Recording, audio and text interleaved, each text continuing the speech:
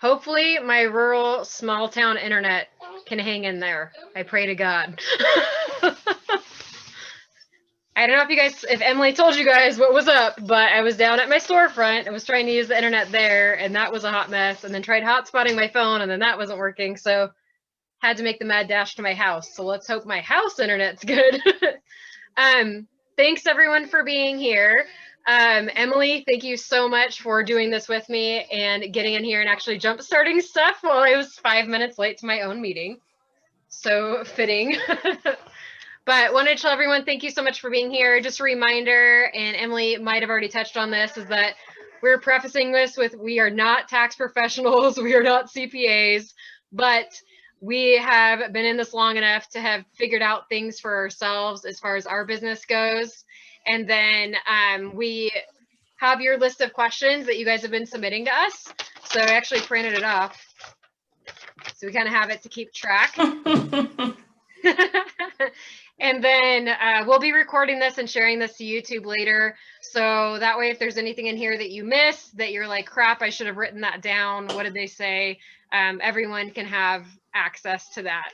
So Emily, do you want to start the meeting by just giving a little bit of a background to yourself for anyone that's not familiar with you or your work, so they kind of understand like the standpoint, I guess, that you're coming from with your opinions and your experience? Yeah, awesome. Hi guys, Emily Marquis here. I am a goldsmith for like the last almost 15 years, mostly in like DC, now relocated to Connecticut. And then we recently, my husband and I just opened up a jewelry school in the shoreline of Connecticut. I've been teaching for about 8 years alongside my uncle for Jewelry Class DC, which was a school we started about a decade ago. And we students how to basically start their own independent jewelry businesses, right? That was our bread and butter. Wasn't goldsmiths or, bench jewelers. It was mostly predominantly 20 to 50-year-old women who wanted to start as and kind of a transition from being full-time wherever they were doing in their lives to full-time makers. So a lot of my experience being a maker myself, but then also teaching people how to kind of value their work and the quality of work and their time and transition so that they can support themselves on that. So that's a little bit about me. Love it. Emily is really big on helping other people. She even has a Patreon account going so that if jewelers are really needing help and need guidance on a lot of things, then you can kind of sign up for different tiers in Emily's Patreon account, and she's available that way too, which is super handy and awesome. She's a lot to bring to the table as far as her experience, and the people that she's had in her life and she's worked with, also pass on their experience down the line. So she's a great resource to have around. I'm really happy to have her in this meeting today. So thanks for being here, Emily. Thank you. And then anyone that maybe isn't familiar with me or my background, where I come from, the reason we're explaining this is so that you understand kind of what we went through to get to the point where we're at and why we're able to give the opinions and the advice that we do. My name is Charity Wanachek, and I have had Ghost Tell Metalworks. It'll be almost exactly 4 years here in exactly a month. So I've been doing this for about 4 years, and I initially started this as just like a fun kind of a side thing. Like I knew I wanted a business out of it, but I was a veterinary technician. That was my full-time job that I've been doing for a long time, and decided I was just gonna be home a little bit more for my kids. And I had taken jewelry classes, just 2 classes back in like 04. While I was working on my undergrad, and really loved it back then. And had kind of like occasionally picked up tools here and there with the intention of hopefully someday getting to use them again. And 4 years ago, that's when the reality hit. We had our own house and had space for it. So the long and the short is that I started this business for kind of fun. Like I wanted to have a fun outlet and maybe be able to pull in a little bit of money to help, account for me, hopefully not having to work full-time as a vet tech. And was pleasantly surprised when it took off to be much more than I anticipated it to be. I ended up putting my notice in at the animal hospital within like 6 months of me starting Go Sell Model Works, which is pretty crazy. So it just goes to show that sometimes you get into something, it turns out you really enjoy it. Other people like enjoying what you make, they like buying it, and your business just continues to climb. And when you're someone that hasn't gone to a particular training program or whatever geared towards that path that you're in, you can get completely blindsided with the financial side of it because you have no clue. Why would you have a clue about the taxes you need to do, how to do pricing, all of these things? It's a really steep learning curve. And, you know, right now there are a lot of us self-taught metalsmiths out there. Great inventions like YouTube have made it to where we can learn how to do anything. Literally, if there's a video out there showing you how to do it, that means that you can do it. So the downside to that is that now there's an ocean of a lot of us that did start on the self-taught journey and are totally clueless about it. And then you have the ones that did go to, you know, school to learn, but maybe their school didn't talk about the financial part of it. Maybe they didn't talk about the pricing. They didn't talk about the taxes and all these other things you need to consider for a longevity of a business. So Emily and I are here because, you know, we get these kinds of questions, and I've had several friends reach out to me that are in that are goldsmiths in the last week or two that have just said, hey, Charity, like, you've been doing this for a little while. Like, what do I do about taxes? Or like, what are your tips for staying organized? Or, you know, all of these things. And I answer those questions all the time. And it finally occurred to me, you know, I should just throw this out there and see if anyone wants to do a Zoom meeting. And this gives us a chance to help a lot of people at once, and we all learn from each other. So, you know, even if a situation does not specifically pertain to what you're going through, you can usually figure out some kind of way to alter it to make it fit what you have going on. So I hope everyone gets a lot out of today's kind of free webinar that we're doing. If you have any questions that pop up, feel free to throw those over in the chat. Any commentary, feel free to throw those over in the chat. If Emily and I are going back and forth something and we're not sure we have an answer about it, and you happen to have an answer about it, throw it in the chat. So we are going to keep everyone muted just because we're blessed and glad that we have this many participants. It's freaking awesome. So I sent this email link out to, I think it was 92 email addresses. So boy, howdy. So there's a lot of us that are like, WTF, kind of don't know what I'm doing, flying by the seat of my pants, pulling numbers out of my butt every time I make a piece of jewelry. So we're here to kind of give some guidance on that. I think I would like to personally dive into the pricing aspect first and kind of address that, because pricing is going to eventually affect your taxes. So we should definitely talk about that first. I wanted to say I got some help in the taxing realm from Shoshana Frank. She is another artist that has a social media account on Instagram. You should definitely follow her if you don't. She is a stellar goldsmith, like crazy talented and so unique, so smart. And I'd actually invited her to join this Zoom tonight, but she had other plans going on. But Shoshana actually forwarded me a pricing sheet to help me calculate prices. I took a wax carving class with her from Kate Wolf 2 summers ago now, and stayed in an Airbnb with Shoshana and Susan Fowman, and we'd gotten talking about pricing and everything during our trip. And so it spurred me when I got home to address that a little bit. I mostly do custom work. So some of this pricing stuff, keep in mind, custom work does not have the same pricing as pre-made inventory. They are starkly different. Stark contrast for sure. So when we talk about pricing, you need to take into account custom work is way more time intensive and mentally involved than a lot of work that you would do just for creating inventory and collections. So bear that in mind. There are a couple of different ways to do custom work. I actually saw one of the goldsmiths that signed up for the Zoom. I went to go check her account, and unfortunately her handle is escaping me right now. But she'd actually done a little video talking about, for her particular business, she has a difference between custom and bespoke jewels. So there are a lot of different categories that you need to take into account when you're pricing. I wish I could tell you that pricing is something super cut and dry.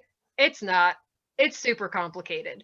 But that's why we give you all of the tips that we have, so that you can take these back to your business and figure out how to apply them so that you can try to make your pricing better. I will definitely say that when everybody in the ocean of jewelry is pricing their stuff appropriately, it actually benefits the entire goldsmith community, metalsmithing community, no matter what kind of metals that you're working in, no matter what kind of art you're working in, it benefits everyone.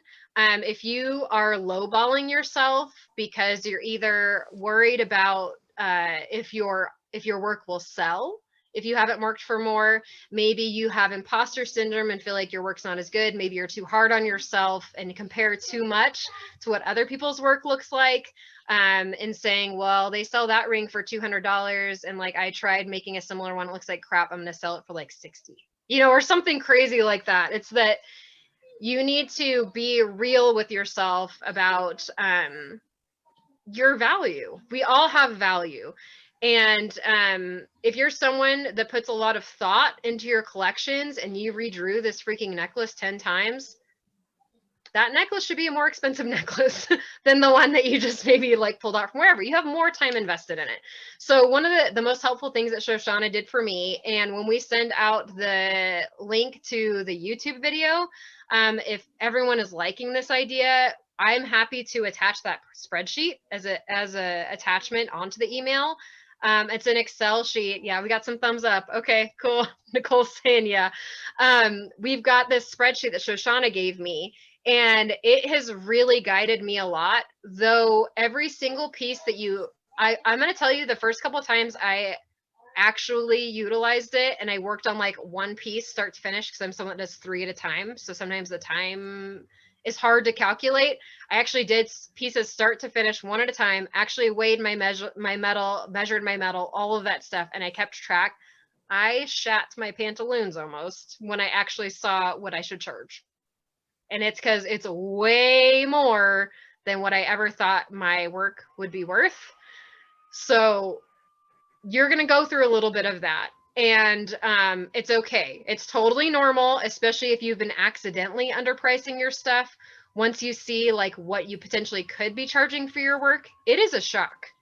It is a huge shock. Yeah, Emily's nodding too. It's because we forget, we're in this like instant gratification society. People like flash sales, stuff on sale. This is on sale. Type in this coupon code. Like, you get the bargain shoppers and you start actually thinking in a bargain shopper mindset when you're pricing your stuff. And that is literally the worst thing you can do for your business in the long run.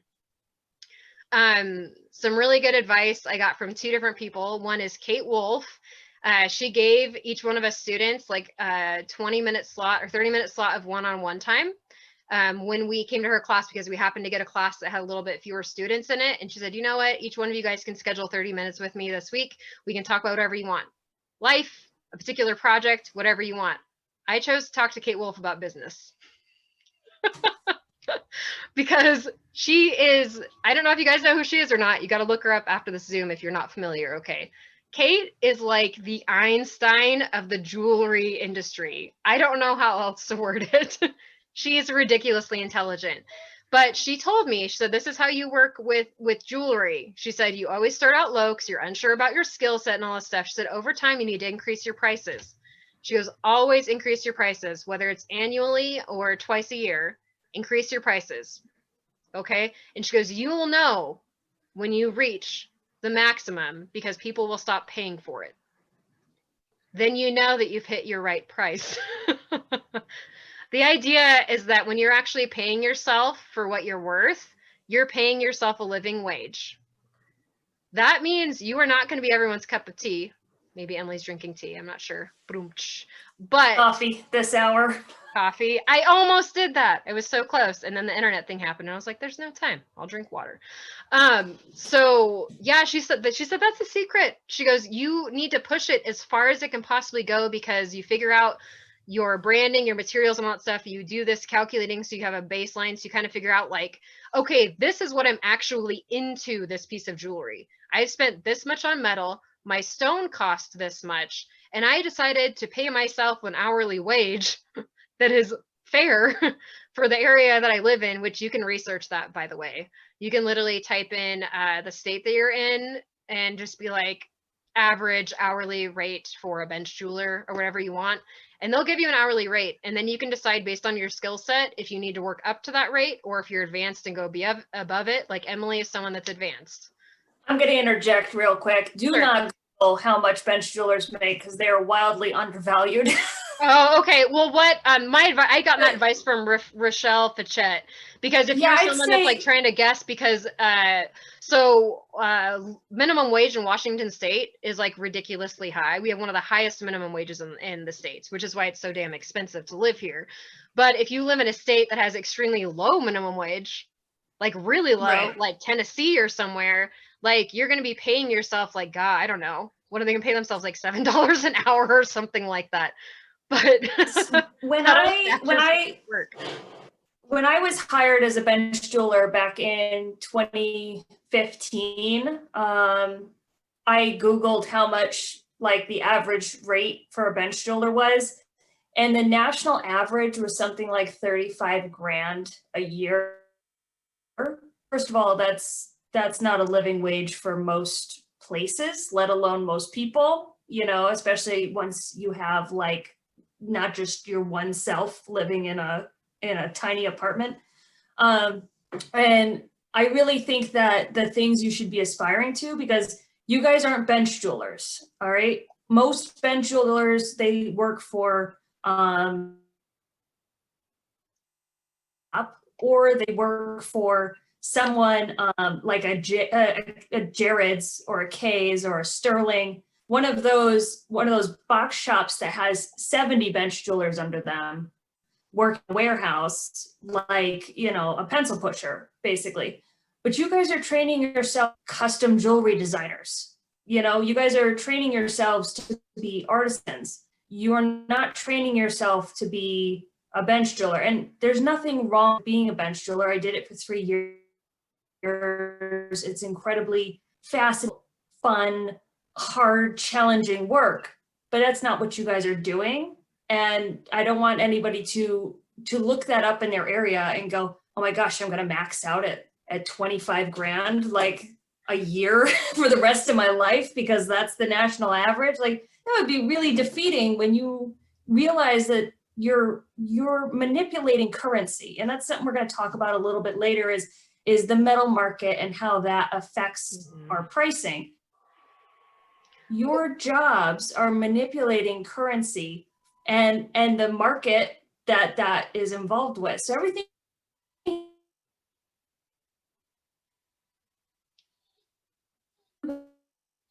guys make swing that comes with that, and it's very exciting, and it's very, you know, you can make a lot if you're smart about it. Yeah, and I guess I Googled like jeweler. I guess I probably didn't Google bench jeweler, so I apologize. Yeah. That's probably really bad terminology, and you're totally right. Those are like the peons of the jewelry industry.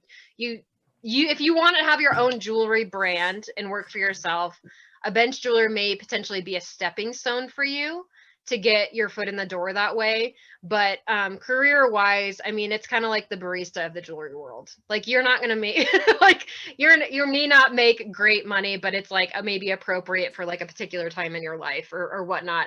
I never worked as a bench jeweler. I live in like a mountain town that's got like 3,000 people in it. So we don't have that here. Yeah, I mean, bench jewelers, I know some really incredible ones, but I just don't think that I don't think it's what this group is aspiring to be. I think is just more That's true.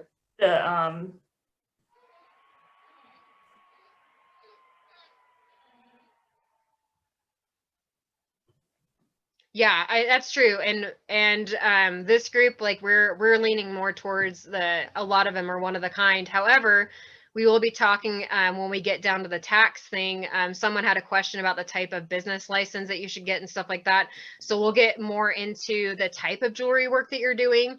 Emily and I can't really like recommend what type of business license that you get, but we can let you know the different types and what they can potentially be fitting for as far as like what you're going to be doing with your business and what your projections are for your business model long term. Is my internet holding up okay, or is it pretty choppy? Is it doing okay? I think you're coming in all right. Okay. I think. All right. We'll take all right, just not great. Okay, so as far as the other person that brought something to my attention as far as pricing that started to awaken me, and this was before I had that conversation with Kate, but just awakened me to tangible value as an artist and doing this as a living, more so than a hobby, is that she actually, this friend of mine does not have sales. Like just flat out will not have sales. I know that's totally like an opinion thing. Some people very strongly believe in sales and have like their annual sale, or they'll have like blowout sales for like, Emily, for example, you had a sale going today, right? Like you have like you had some pieces that you put up because they were like prototypes or samples. Yeah. So Sale. today I'm a no sales person. I very much am kind of like I hate them personally. I think it kind of cheapens the brand. But today I did a flash sale of some like $20 and $30 silver rings because I literally did a like a time lapse video of me cleaning my bench, and I found some stuff that I just have been holding on to for 3 years. And I was like, all right, here's a handful of rings. They're 20 and 30 bucks shipped. Just take them so that I stop moving them from spot to spot to spot to spot. Because they're not on brand for me anymore. And so I just wanted to like give them homes because I love them and they should be out there, right? But I think that I'm a no sale mostly person. If I do something, it's like, hey, 2 days only, this particular item, 15% off. And if you miss it, you miss it. And I'm not going to make you expect that I'm going to do it, right? Especially during the holidays. I do not do sales during the holidays because people want stuff. Why am I going to make it cheaper? And the one time you promised me that you want it, you know? So for me, I'm like, during the holidays, it's not happening. Yeah. Yeah. But yeah. That's very good advice. So this friend had told me that the reason she didn't have sales is because she calculates out like what her pieces are worth. And she said, why would I pick that particular day and that particular jewelry to pay myself less per hour to make it? And I was like, wow, like that really struck me for some reason. I was like, okay, so if I'm marking this for sale, that means that like if I was normally paying, I'm just going to throw a random number out there. Let's say I was paying myself like 18 bucks an hour or something like that normally. And as a beginning metalsmith or whatever, and I decided to put this ring on sale, and I put on X amount, like maybe it means I only paid myself like $10 an hour to make that. You're like, whoa, did I like you start to think of it that way, and it makes a lot of sense. So this particular jeweler, she also recommended to listen to or read the book You Are a Badass by Jen Sincero. I cannot recommend that book enough. And it does address money in there. And she brought up some very interesting ways to look at money in general. Money is not a dirty thing. It doesn't have to be a dirty thing. If you actually want to make a difference in the world, it helps if you have it. Because a lot of things take money to make differences in the world. So that's kind of a good thing too, is like reframing your mindset about money. And it's okay to want to have a better life for yourself and to value yourself and your work and your business, and to truly believe that you're worth it, and to shake off any imposter syndrome or anything else you might have going on, to truly believe that your work is worth it. The first time that you calculate what you should actually be charging for something and you pull the trigger on it, it is completely terrifying, because you're putting out a higher priced item than what you've been selling, and you get scared. Like, am I going to lose my established clientele? What's going to happen if I start charging more? Am I going to get backlash? All of this stuff. And I just talked to one of my jewelry friends last week about this that had questions about pricing. The fact is that once you start rolling out pricing that is more appropriate for your skill set and the materials that you're using, you will lose some of your clientele. So be prepared for it. However, the right clientele will find you. You will shake off the ones that are the deal finders that always want something cheaper. And that's not the kind of clientele you want. Because to be honest, the people that are searching for sales and a good deal usually are huge pains in the ass. And I'm saying that as a loving person because I love everyone, but they tend to be high maintenance. They always want more for less, and they always have something to say. That is not the clientele that you want. Those are not the customers that you want. You want the customers that love you, love your work, love your branding, and believe in it entirely, and will come back to you to buy again and again and again. You don't want the ones that come back to you because they say, yeah, I can brag to my friends that I got this really awesome ring for like slave wages from this jeweler that worked herself to the bones, but look how cheap I got it. It's like, it's not worth it. So just try to keep that mindset that you are worth it and the right clientele will find you. Higher priced items do tend to sit for longer, but just remember you're building your brand towards what it's actually worth. So I've got something to add on to that. Kind of more like a tip than anything else. What I like to do and what I advise my students to do is if you want to grow to a different price tier, right? You would make more and you're not exactly sure how to afford the material to do that or how to attract the clients to do that. One of the things that I like to do, and this is along the lines of when you're selling your stuff, right? The things that you make, you're selling yourself, right? You're selling your story, your brand, what your clients are learning to shop for. And what I encourage students to do is if you made something that was really, really cool, really beautiful, neat concept in silver with just an average stone, nothing fancy or expensive, but how cool would it be with gold details? How cool would it be if the entire thing was gold? Price those things out and then fantasize with your clients and let them dream with you. And one day you're going to find a client who goes, I have to have that in rose gold. Let's do it. How much is it? And you already have the number and you know how much it is. And you could say it's this much. This is the time I'm going to need. These are the materials it's going to take. And you kind of start showing them that this isn't where it stops. This is only where it starts. And that the rest of the time we're growing together, right? And the longer, we talk about these higher end prices, whatever that higher end is for your clientele is going to require savings.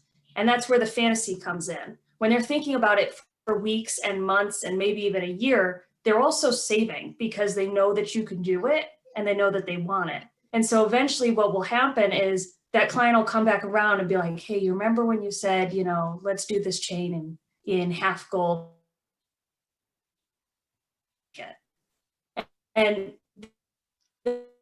they're not impulse buys anymore. Clients aren't spending impulse money, $20, $50, $100 for different people. Those are impulse amounts. But when it starts to get into the hundreds and thousands and even tens of thousands one day, if you're very fortunate to be making that work, your clients need to plan for that. And they get excited by that process. And that's what you're giving them is that development and that fantasizing and then creating that piece that brings you to that level. Yeah, I love that. That's super true is that you will eventually get the clients that, you quote them that number because they go, just out of curiosity, what would that cost if it was in gold versus silver? And then their minds explode because they're like, gold and silver aren't worth the same amount of money. I just went through that this week, and I'm like, no, they're very, very, very different. Like sometimes like a 1-to-10 ratio type of thing. Like it can be massively different depending on what it is. So a lot of that too is just client education, customer education. And I think being really open to answering people's questions.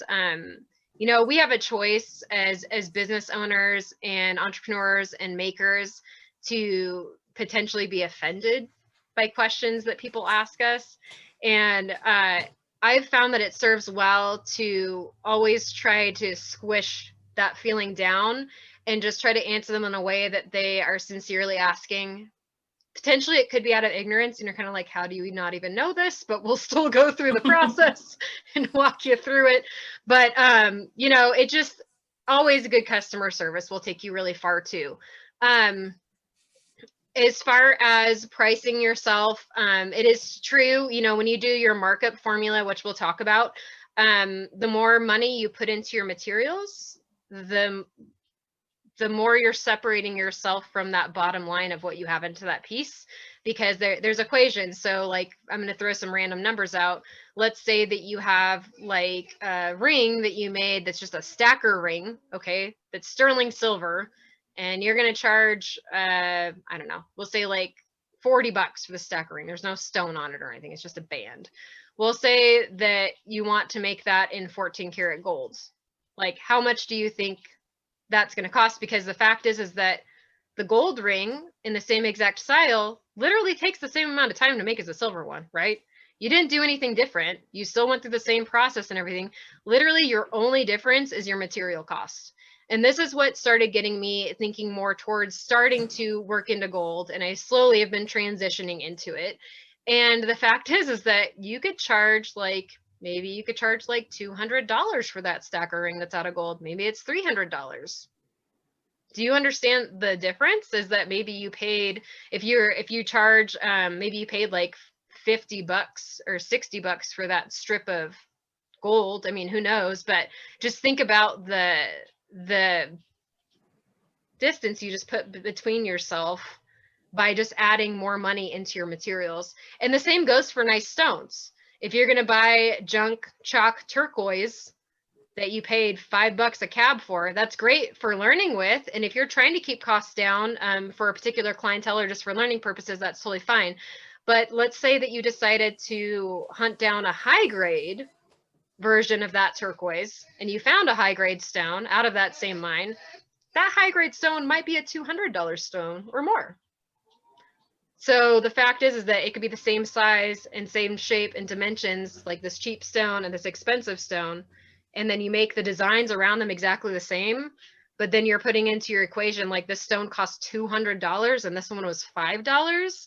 And I'm going to go through and add in those materials in my time and do it times 2 to get a baseline price. You just made like a substantial difference in how much money you just pulled in. And not only that, people are drawn to more quality things. And they look at it more as like not, Emily was talking about like impulse buys, right? And that impulse buy amount is different for a lot of kinds of, everyone has a different amount that they're comfortable with spending without having like an intentional thought of wanting to spend it that day. Like you might just have X amount of money that you're okay with having impulse buys for. But when you start getting into the nicer metals, like if you're someone that's working in copper and jeweler's brass right now, thinking about working towards silver. If you're someone that's working in mostly silver right now, thinking of starting to integrate a little bit of gold, even if it's a lower carat gold that's like a 10K or upwards of 14, you know, it's smart because you now are addressing the possibility of having an heirloom piece that has a beautiful, more expensive stone in it and more expensive metal. And the fact is that that piece, even if it wasn't like together and made, is actually going to keep building in value because of the stone that you put in it and the metal. Even if they were separated out and scrapped out, if you hang on to that and you're like handing it down to generations, is that it's going to keep building value. So you want to make sure that like you're addressing that type of thing as you're trying to sell your work if you're starting to invest in nicer stones. I did want to, so we'll start talking about pricing more specifically. Emily, do you have a particular, like what is your method for keeping track, or do you do a printed off spreadsheet? Do you do a different pricing sheet for a custom versus something that you're doing for inventory for ready to sell? Yeah, so I do a lot of work. Like I would say that my average sales are between like 150 and 550, and then some of my one-offs, my one of a kinds, can be in the like 35 to $7,500 range. So when I'm talking about kind of my pricing, I kind of make the assumption that someone will want this item in 14 karat gold, and I start there. That's for me to sell. Granted, 99% of the time I'm making things in silver, and that's great, and it's exciting, and I get to make those things. But my dreamy space would be making it in 18 karat. So I'm going to set my goals at like a middle ground and go, okay, I'm going to make this in 14 karat at some point. I need to know how much that's going to be. So when I'm designing something, I'm taking a look at all of the metal costs, not just the one I'm going to make it in first. So I'm going to look at how much material do I need, and how much does that material cost in silver, 14 karat, and 18 karat yellow gold.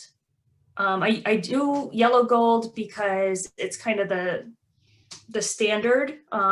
Rose gold and white gold tend to cost a little bit more materials wise when you're buying them, because of the way that they're alloyed. They just take a little bit more work to make, and therefore they take a little bit more work for you to make. So keep that in mind. Those specialty colors of gold are not easier, they're harder, and you should charge accordingly. I do usually make everything the same, if it's a carat, whatever carat that's across. We're going to have to talk, like it's going to be more expensive because it's going to be harder. But I digress. So when I'm looking at a price for something, let's say the material cost is $110 in 14 karat gold. Assuming that it's not something out of this world labor intensive, I'm going to mark it up 3 times and kind of see where I'm at. I do not wholesale really, and I do not let other people sell my work for the most part. So that means I'm at 2/3 markup straight into my profits account, right? It's all labor. That's what it's paying for. It was paying for the shipping. It was paying for the listing. It was paying for the fees. It was paying for the taxes. It would keep the heaters running because I don't have my studio and we have to have space heaters, right? So that's what those 2/3 markup is paying for. So let's say that that's going to cost $330. Well, 18 karat tends to be a little bit more expensive. So let's call that $450, right? Well, when I look at those 2 items and I go, okay, I've got a $330 piece. If I do it in 18 karat, it's $450. Well, if I have the silver and I do a 3 times markup on a silver item, it costs $9. Well, that's insane. It won't pay for my labor. It won't pay for the taxes. It won't pay for, much of anything. So instead of just kind of lowballing myself, I use a relative pricing scale. So if the price difference between 14 karat and 18 karat is $120, the difference between the 14 karat and the silver would be $120.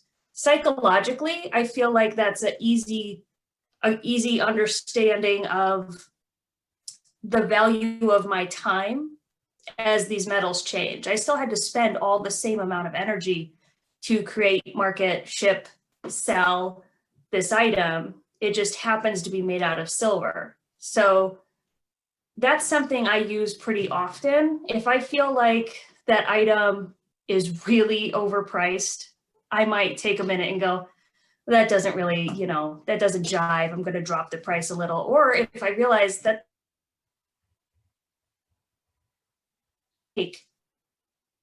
increase the price, but I kind of make that judgment call when I'm looking at that difference. So for me, I do a relative pricing at a 3 times markup. And I try to make sure that things look reasonable. Because I think if somebody for $50 in silver and $330 in gold, that might have like a lot of sticker shock value. Like, well, why, why is this one so cheap when this one's so expensive? But when they're more relative and you see those increments, you go, oh, this is a valuable item. There's a difference because of metal cost, right? And even if the silver is so much more, it's like you're stable at the end of the day. Like your time was still all of that big, percentage difference. So for me, 95% of the time, I'm doing 3 times markup at 14 karat, looking at the 18 karat price, and then pricing platinum and silver accordingly. Yep.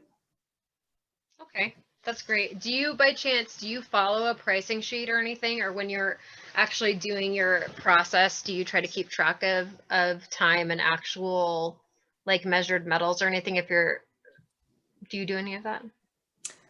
I do keep a pricing sheet of my molds. Sorry. So I have a lot of parts and pieces that I create, like I hand fabricate the original, mold it and cast. And for me, what I do is I keep track of the last time I had this item made, how much did it cost? So that I have an idea of, okay, this kind of item, say it was a women's, band, like just a stacker ring. It cost me $150 to have it cast a couple months ago.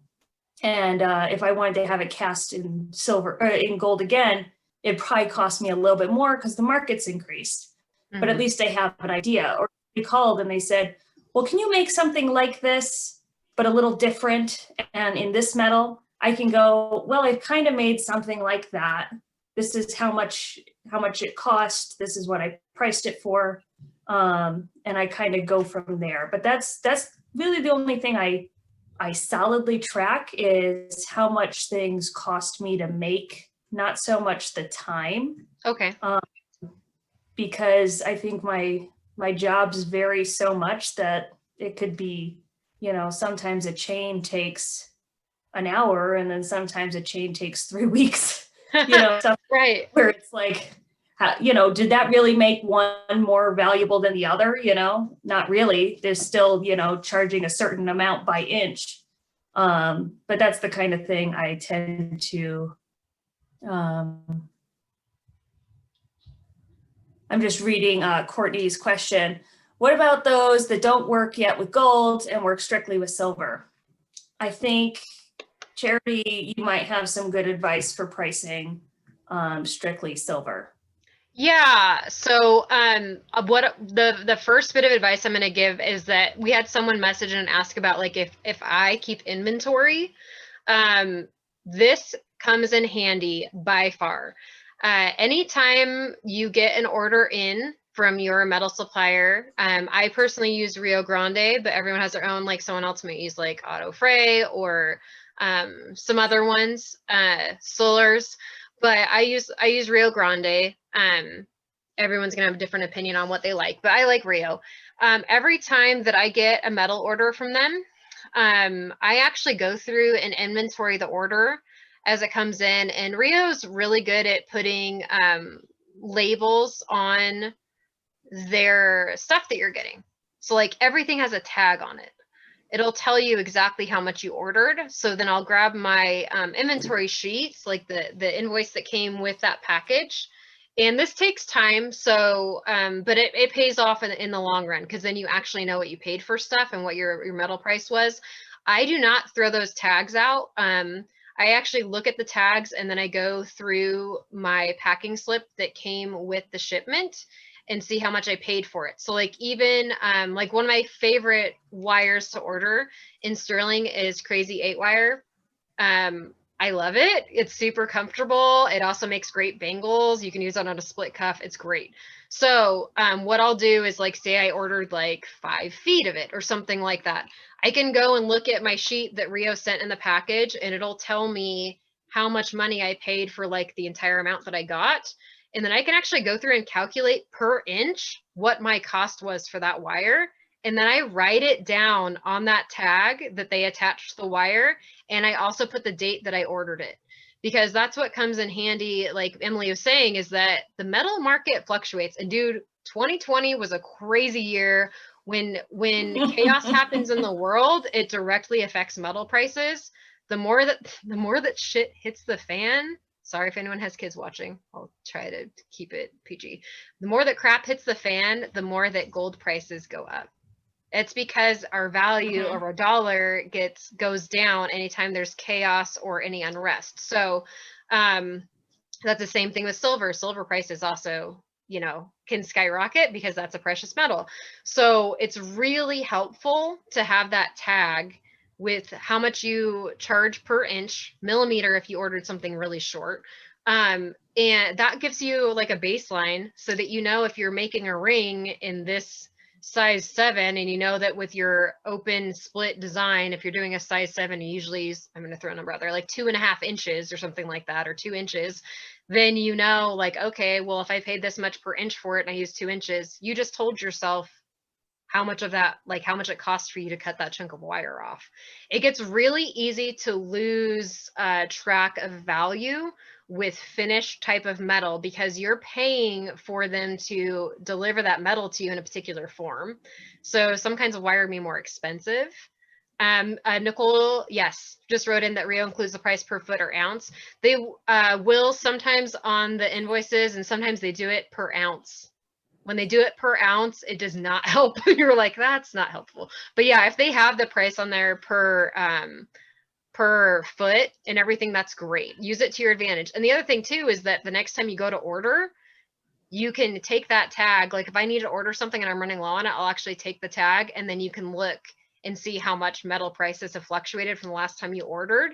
And if they fluctuated substantially, that can have you be like, I probably need to increase my prices a tiny bit more just to help absorb some of that difference, because the chances could be that maybe you happened to buy metal last when prices were down that one market day, you got really lucky and you got metal prices cheaper.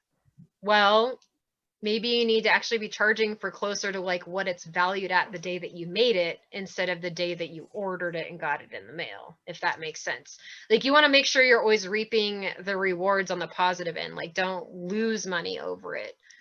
Even if you paid more money for the metal and then metal prices go down later and metal prices are cheaper when you make it, I would not mark it down more. You're still out that pocketed expense for what you paid for it. And in all of my, I mostly do custom work, and I actually put a disclaimer in all of my custom invoices. When they get in there to pay it, I have an entire like terms and condition thing.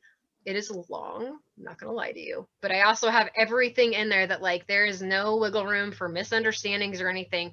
And I tell them that my custom quotes in the end can potentially vary by plus or minus. I put the minus on there, even though that's not going to happen very often, but plus or minus 15% is the wiggle room I decided to give myself.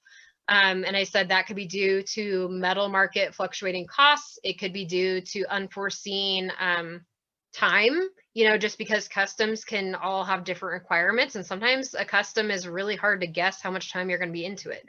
So I cannot recommend enough giving yourself wiggle room, especially with customs. And I even put an FAQ section on my website. I put all that stuff in there so that nobody has any excuses before they decide to do a custom with me that, you know, they're going to expect this price to be solid. It's a little bit fluid. Sometimes you get into it, or say that you get into it and they change their mind 3 times, then you're going to charge them a little bit more. So, just keep that in mind, but marking your prices when you get metal ordered in is super helpful. I'm going to click on this share screen thing, so hopefully it works. I want you guys to see the Excel sheet that I have. I edited the one that Shoshana gave me a little bit to cater more towards custom work, but I want you to kind of see what it looks like. And I'm going to scroll down so you can at least have a glance at what it's looking like, and then we can talk about it. So let's see if this works. Share screen. Okay. Select a window or an application. You guys have never clicked on this before. Pricing sheets. Here we go. Share. Okay. Oh my gosh, it worked, you guys. Look at me being all tech savvy and stuff. All right. Gold star for the evening. Okay, so this is the pricing sheet, and I adjusted this a little bit. However, this would work for something that was for inventory or collection or whatnot. What I decided to do, since I mostly do custom work, I'll be the first one to tell you, I don't necessarily do one of these sheets for every single piece that I make. Some pieces are close enough to each other in design and material requirements that I already have a gauge on about how much it would cost because I'd already completed this sheet at some point. So it gave me a baseline to be able to continue it. I am someone that can be really great with log keeping, and I also be really bad with log keeping. It's all about my mood and the day. But this at least will give you some guidance. So this gives me a chance. Like I said, I catered this more towards custom client, but this tells me the client contact info, when they place their order, if they did deposit. And this is where you start looking at your materials. Okay. This is great because what I can do is say, like, we'll keep talking about crazy 8-wire because why not? Crazy 8-wire sterling silver. This I would do, like, I actually have this set up in Excel, so it's an equation. So if I say I calculated it out and it's like, I don't know, we'll say like 25 cents an inch, which is totally not true whatsoever. It's more than that. 25 cents an inch, whatever, and I just did an 8-inch bangle, then it'll actually calculate out how many inches, like what the total is. Okay, so all of this together, you can add in all of your materials. So you'd have like wire, bezel wire, stone, you know, clasps, chain, any of this stuff, and then say that you want to make sure that you covered a little bit for like you used a crap ton of solder on this one particular set or something like that. I mean, you can think about your expendable items that you're using too, because you need to be recouping a little bit of that. Sometimes what I'll do is I'll actually add like a little bit of a fee in down here if I really use like a ton of gas or something like that. It was a really big project. You have to figure those things into your costs a little bit. I never give access to clients to this sheet, understandably. And I also never put custom prices out there in the open. I always encourage to hold that in your DMs and your emails with clients, just because you don't want to pigeonhole yourself into that. What if you accidentally undercharged on something? Someone is going to have screenshotted it. I've done that. Fuck. Yeah, it's not good. Like someone could have screenshot it and maybe you fixed it later. They're gonna be like, yeah, well, I saw that you made this same ring. Like, why is it this much more? You know, so you just want to prevent those kinds of situations. So hold custom pricing near and dear to your heart, just saying. So this is pretty helpful. Like I put 20 bucks in here for labor, just because I looked into what I thought was reasonable at the time. This is a little bit of an older sheet, but a little bit reasonable at the time for my skill level and stuff. And so this is what I decided to do for labor. And so I kept track of my hours over here. So I could actually, you know, this would have been for like more of a substantial custom piece that might have taken several days to complete or whatever. But it really helped me figure this out. And then this is how Shoshana does hers. So she does a 2x markup. And then let's see, rep. I'm trying to think of what that's for. 2 markup. I might have to ask her about that one. That might just be extra money you're adding on for helping cover expenses, like website, that kind of thing, like operating costs, packaging, whatnot. And then wholesale, okay. And then retail is another 2x. So this is something Shoshana told me. She goes, Charity, you shouldn't be scared of wholesale. And I was like, well, I kind of am, because like I don't want to have to work for like slave labor. And this sounds horrible. And like I tend to make one-of-a-kind pieces. So like that's not really ideal for wholesale stuff. If you're going to do one of a kinds, that's more if you're going to do a repeat piece, then you know you get good at and faster at it, makes more sense. But she goes, well, as long as your stuff is priced appropriately, you always make money on wholesale. I mean, there's no doubt you'll make more money on retail, but as long as you're doing your pricing right, you'll always make money on wholesale and your business will still do well. So just hearing that helped a lot. But like this is a pretty simple price sheet. This isn't anything complicated. And but this section is where it really comes in handy that you kept your tags and you know, kept track of your metal when it came in, and your stones when they come in. That's another thing, is that I keep track of my stones. I have a stone problem, like a lot of us do. We're in this business because we like pretty things. And when it starts to get out of control, you're like, holy crap, I have so many stones, but I'm going to keep buying more. What I actually started doing on mine is I bought, I think Corky might have actually shared it on a Metalsmiths Society tip, potentially. I have these clear boxes I bought that hold index cards and have like snap lids on them, and bought index cards. I bought double stick tape and actually go through and tape my cabochons, if they're cabochons, to these cards. That way I can like label what the stones are, and I group them together. Actually have like 8 of these boxes. They're all by seller. That's how I keep my stuff organized, but you can do whatever you want. And then I bought these little like manila folders to organize them, but you can actually keep track of what you paid for a stone. It doesn't have to be on the stone. It can be on the piece of paper next to the stone. I will say, when you're sending, see, she's got a stone. Courtney's got stones there she's looking at. See, stone hoarders. Ooh, I like it. Shiny. So I actually keep track of that stuff, but I will say I am very careful when you're sending stone pictures to potential customers or clients. Do not let them see what you paid for your stone. It's none of their business. None ya. So take them off the card. That's why it's double stick tape, and then do like a group picture and then just put it back on.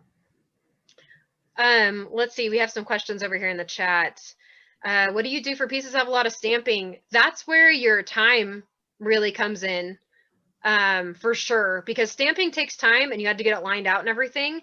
And when you get up there and your skill set's getting really good and you're getting really good at stamping, that means your hourly rate needs to go up, because your hourly rate increases with skill set and improvement. A question from Michelle. Can someone explain what markup is? We don't just charge for labors and supplies. Nope. If you just charge for labor and supplies, then you are essentially just an employee for yourself instead of a business owner. You're essentially just kind of paying yourself hourly. So try to stay away from that as much as possible. You need to have markup in order for your business to grow and for you to actually be able to pay your bills as a business owner, because it can get expensive, and that gives you a chance to continue to buy nicer materials and nicer equipment and keep expanding your skills and be able to pay to go to classes at Emily's school, for example. I am paying her money for a class in May. What about the amount of material used for different sizes? Do you price each piece individually? So personally, for gold, since gold is so expensive and every tiny bit carries such a substantial amount of money with it, I do price by the size for gold stuff. For silver, though, not necessarily, unless it's substantially huge. I just made like a size 10 men's pinky ring that was like a super thick gauge sheet. So like what I charged for that would have not been the same as like a size 7 thick gauge sheet, like, because there's a substantial difference in the amount of sheet that I needed for the wide band. So I mean, within reason, if I'm doing a silver ring that's like a size 5.5 and I'm doing a similar ring in like a size 7, I wouldn't necessarily charge the price differently. I would probably keep them pretty comparable. Just Yeah. what do you think, Emily? As somebody who does like a lot of gold rings, I kind of I put them all into the same category. My prices change based on like thickness, you know, if it's significantly different. But a size 3, a size 5, a size 8, a size 10, the client who pays more for the size 3 and the client who pays less technically for a size 10, in my head, that kind of evens out a little bit, but I don't think anybody should be rewarded or fined, so to speak, for having different size fingers, you know? So for me, I try to find a reasonable cost that is good across the board, not too too cheap, just so that it like evens out. And the average size finger is like a 6 to 8. That's what they call an average size finger. That's, you know, I usually price for that and then just kind of go, you know, out, you know. I think that in the end, it all comes out in the wash. If you are doing something custom for somebody, like of course, charge for the material. But if you're stocking rings and just making them available, you could charge somebody for sizing. That would make sense if the ring was made in a 3 and priced for a 3 and they want a 10, charge them to increase the size of the ring. But if you're just stocking something on a retail or wholesale kind of style, I think that they should all be approximately the same cost. Yeah. Okay. That makes sense. Normalize the pricing a little bit on it. Right. Yeah, I guess I kind of fudge that a little bit. It's just more dependent on like the amount of materials that I'm using. And if I'm making something that is going to be harder to form, or is like a substantial difference in like length for a ring band or whatnot, or, you know, a longer chain, I definitely keep track of chain pricing, since chain can vary so much. I keep track of those individual ones. And then if you're gonna, you know, do chain by the foot or whatever, you know, you just can calculate out your inches if you were a good metalsmithy and kept track of your price per inch. But no, that's great. Vanessa just wrote in, do you think Etsy should be retail or wholesale prices? Definitely retail, for sure. That's a really good question. Etsy is really great in a lot of ways. I will say, with a grain of salt, that I have personally veered away from them in the last few years. I think when you get to the point where you're doing pretty good with sales, if you can build a website that is separate from Etsy, and is hosted by someone that's not necessarily shop dependent, start filtering your clients over to your website, and then you can put this is what I did, is I filtered them over to ghosttownmetalworks.com, put a button on there that says click to shop, and I made that shop button go to my Etsy shop. But I wanted to train people to go to my website first, because I knew eventually that I would want to start selling through my own website and cut out the middleman. So if you can train them to go to your website first, when you finally decide to change shop, whenever you do that, it'll benefit you for sure. They'll know how to find you, as opposed to just taking your Etsy shop down and just leaving them wondering like, where the freak did they go? I used to buy stuff from them all the time. So, but yeah, Etsy, you should definitely be selling retail, and you need to be making sure that you're working your Etsy fees into your pricing, because their fees have gone up substantially. So make sure that, you know, even if you're selling, like, say that you're doing like a little pop-up sale locally, if anyone's allowed to do those right now, don't even know, depends on where you live. But you could be selling a ring there for 50, but maybe you have it listed for like 55 in your Etsy shop, and it's because you have fees, and then you get charged processing fees, and then there's listing fees and all of that stuff. So just make sure that you're working that into your pricing, definitely. Etsy is no longer handmade, so you'll be competing with items made in China. I know, it's true, but you know what? This is the honest to God truth, is that not many people are going to discover you on Etsy. But if you're choosing to send people to your Etsy shop, then that's perfect. It's a very user-friendly platform. They make it really easy for listings. You get a little bit of a discount on postage rates usually. So it has its purpose. It really does streamline things, and they'll give you tax documents at the end of the year if you hit a certain point to help you with your taxes. So it does have some perks to it, especially if you're just starting out. It is great. Etsy's a great tool. And eventually you can work yourself towards having a different type of online shop. But for really getting your bearings and figured out, Etsy has its place. Just don't be expected to get discovered on Etsy. That's my only side note, is that you will literally be referring people to your direct Etsy shop. So as somebody, like, I use Etsy just because, I mean, it's like, so and you're seeing this in the chat, there's brand recognition for Etsy. So I feel like when I throw out my net to somebody who may not trust me inherently from Instagram, or they kind of like just saw me out in the wild and I said, oh yeah, like, you can buy my stuff, because like I don't know about you guys, but I'm that annoying person who somehow tries to mention that I am a custom jeweler or that I run a jewelry school, every conversation, I don't care how we're talking, you're probably going to find out that that's what I do, because I have to sell myself or else I'm not going to continue to get clients, right?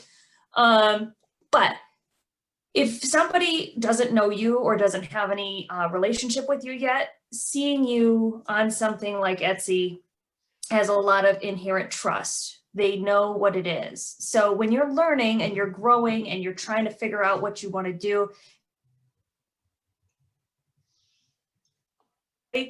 you can get yourself rolling pretty easily on a site like that without trying to convince people that you're legit, because they navigated to your website and there was 3 typos you didn't notice, you know, and they were like, all right, forget this. She can't even type.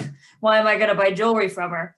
But I think that something like that definitely is a nice stepping stone. I know for us, we're juggling the school and the Instagram and the custom jewelry and the bridal jewelry. And for me to like just put stuff like, you know, the stuff I know I make all the time that people want to know the pricing of, I put it on Etsy and I don't have to think about it. People just find it there. They trust the information. They know how to do the checkout. And that is like a set it and forget it. The day that I decide to like actually make a website, everything else is probably going to have to be on autopilot. So while I totally agree that you should probably eventually get to your own site, you should probably not be navigating people to support somebody else's big box brand. I do think that it is a very easy foot in the door for a lot of new makers, and it's better than not selling it at all.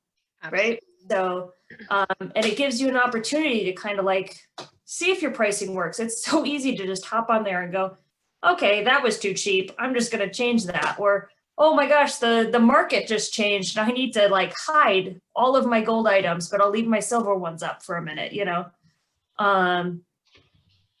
Do we have the same pricing for Etsy and website / Instagram? I do, but I think I price my stuff pretty fairly. That, you know, the fees are a write-off at the end of the day. So I just kind of don't mind those so much. I do try to avoid, like, you know, if I can get somebody to buy through PayPal or Venmo or Square or a check, like I go for that. But you know, if somebody just feels more comfortable, like I've got people who've been shopping with me for years who just are like, I'd rather buy through Etsy. And I'm like, okay, go for it. You know, if that's what makes you comfortable, you know. Technically messaging, sorry, I'm like reading all these things. We'll move on from Etsy in just a minute, because like this is one of 25 questions we've got. But if someone favorites your stuff on Etsy, it is technically spam if you message them. It is against Etsy's rules. You're not supposed to send them messages. I do it anyways. I heard earlier this week, IG is going to be taking down accounts that sell directly because it goes against T&Cs. Well, you know, Instagram, Facebook, I mean, that's why you should have an email list. We're not here to talk about email lists, but if you don't have one, it doesn't matter how you sell. If you don't have an email list, that's your only mistake at the end of the day. Yes. Be careful with selling or listing items as sold on IG. Yeah, that's it. I mean, there's a lot of things I see on Instagram that go against the rules. So we'll see how it fares when every single person drops their site because they can't sell on it anymore. I guess I can't keep putting my nudes up anymore, huh? Okay. Yeah, you got to bring it over to OnlyFans. Well, I even mark stuff as available or sold on captions, and I don't sell through Instagram. Like very rarely, I send people to my online shop, and my who I use for my shop. I know a lot of people that use Big Cartel, that use Shopify. You know, there's some of those other ones, and they are supposed to be great and user friendly. I actually use GoDaddy as my, that's who I purchase my domains through. And then they have an affiliate called Go Central that you use for your website builder, and you can actually add on an e-commerce. And I think their rates are pretty reasonable. I only pay, I think it's like 14 bucks a month or something like that for my online shop. And they are affiliates with Shippo for shipping out your stuff, and Shippo will like literally put a bid in for you to get like the cheapest rates as possible the day that you're sending your stuff out. You can get your post office, like your postal stuff, super cheap. So there are some perks to it, and they also have integrated stuff for like sending out email lists, doing blog posts. So I've been pretty happy with them, and it's pretty easy to build a template, or you can totally hire someone to make it from scratch, but just throwing that out there. When I did decide to transition from Etsy to my own website, that's who I went for. But side note, I still have my Etsy shop there. I just have a note on there saying that it's not active because I didn't want anyone else to open an Etsy shop with my business name on it. So I left it floating there, and it just doesn't have any listings in it really. It just says where they can find me.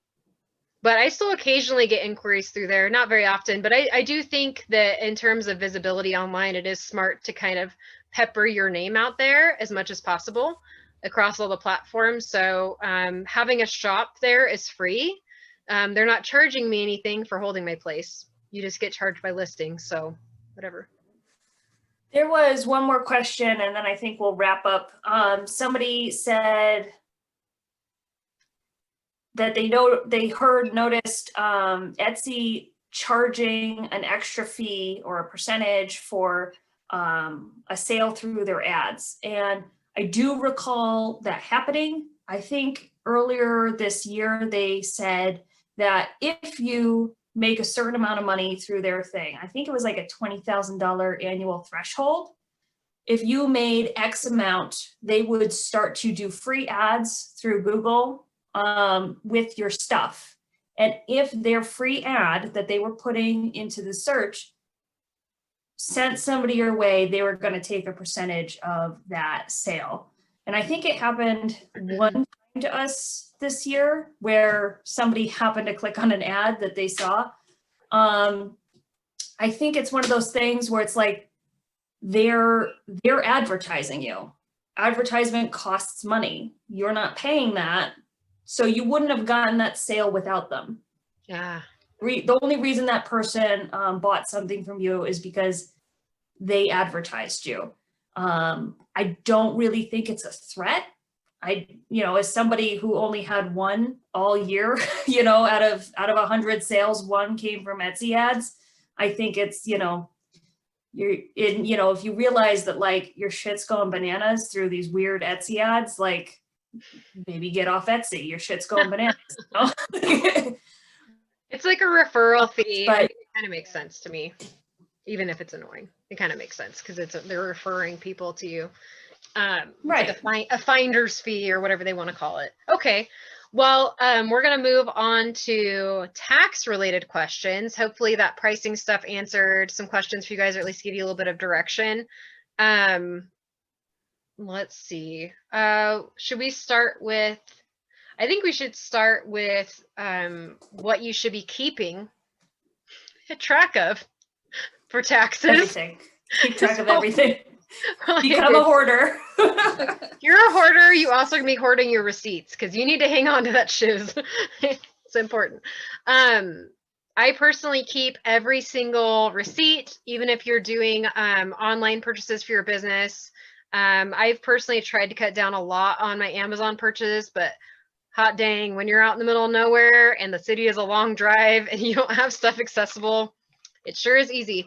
Make sure you print off all of your invoices and stuff for any online purchases that have anything to do with your business whatsoever. If you are using it for a facet of your business, it is part of a write-off for you, even if it's not something you're using full time. So like me having to drive parcels into town to mail them, or drive to go meet a customer that's local to deliver stuff, that means that my car is being used for business.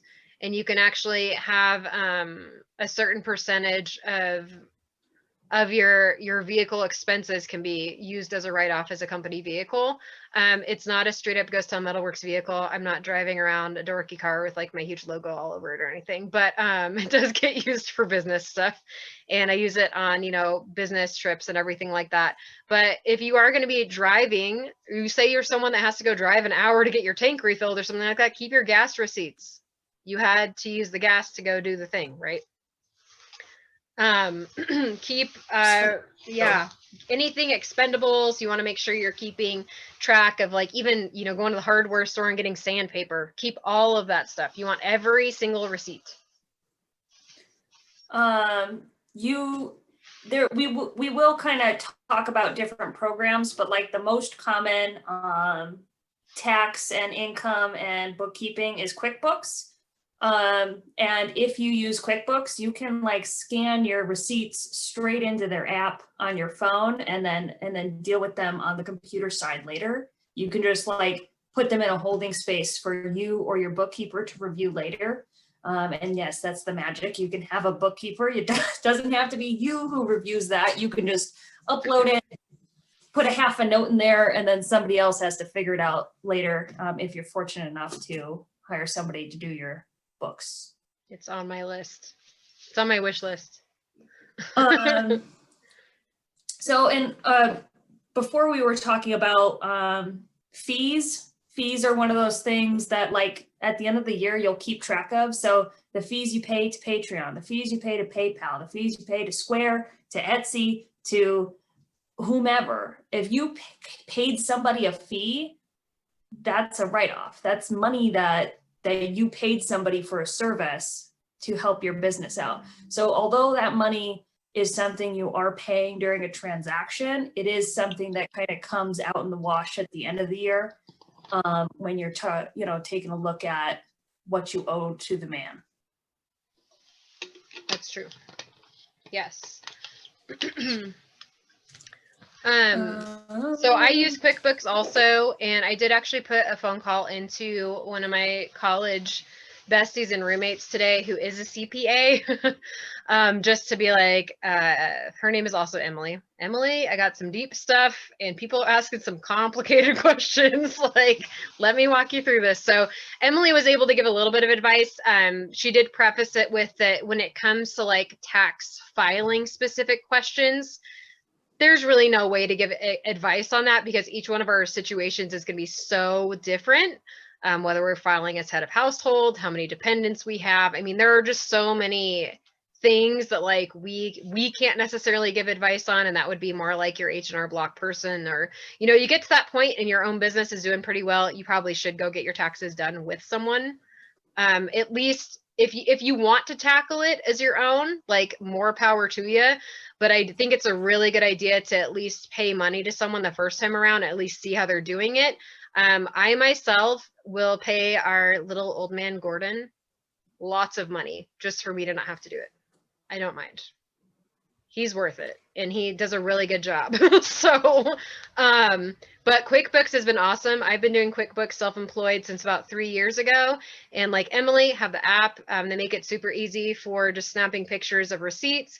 They even have a mileage tracker. Like I was talking about using my vehicle for doing post office runs or refilling gas tanks or whatever, fuel tanks. They're awesome, and you can go on your computer and categorize each and every one of your expenses, and you integrate every single account that you have so that no matter which card or account you're making purchases out of, all that stuff is getting filtered into your QuickBooks, and you can be marking it as a personal expense or business. At the end of the year, they literally print up like a tax summary that you can take off, like print off, take it to your tax person, hand it over. They're able to see like how much money you spent on tools that are over $2,500, all of that stuff. So it's super helpful. I cannot recommend QuickBooks enough. Even Emily was CPA Emily was even saying that like most of the companies that she's done things for, even large corporations, still use QuickBooks. All the animal hospitals I've ever worked at, all of their accountants use QuickBooks. Like, it's just a really, really good, solid business. And they're also integrated with TurboTax. So if you did decide that you wanted to try to file by yourself, they make it very easy to transition over to TurboTax to do e-filing for you. So just side note, because I know some people were wondering about that. Yeah, I know we have a lot of people who are checking this out because they're in year one or year one of taking it seriously. And I say that in the sense that, okay, you've been doing this for a hobby, maybe you haven't, it's been part-time of your work, maybe it's full-time of your work, but you just haven't incorporated in some way, you haven't registered your business, and you're starting to consider that now. I got a lot of questions, and I'm seeing one just popped in, what if I'm not making a profit yet, right? Like, what if I'm spending all this money making all this stuff and my sales aren't at the same place that my expenses are? That's to be expected. In the first couple of years of business, you may not make a lot of money. You may come out in the red. That doesn't mean you weren't making sales or that you weren't working hard or that you weren't being successful. It just means that you are investing your money back into yourself. They put it right back into growing, and they do that for a year, 2 years, 3 years. And the IRS is expecting that. That makes sense to them. They go, well, you didn't get any magic funding. Of course you put all your money back into your business and there was nothing left over at the end except rent. So that is, you should be keeping track of everything. If you didn't make any money, you're not going to pay the government taxes. That's what it's going to end up being. But at the end of the day, you should still be going through that motion. You should be recording everything. You should be having your business above board, in that sense. Taxes, being willing to pay your federal taxes.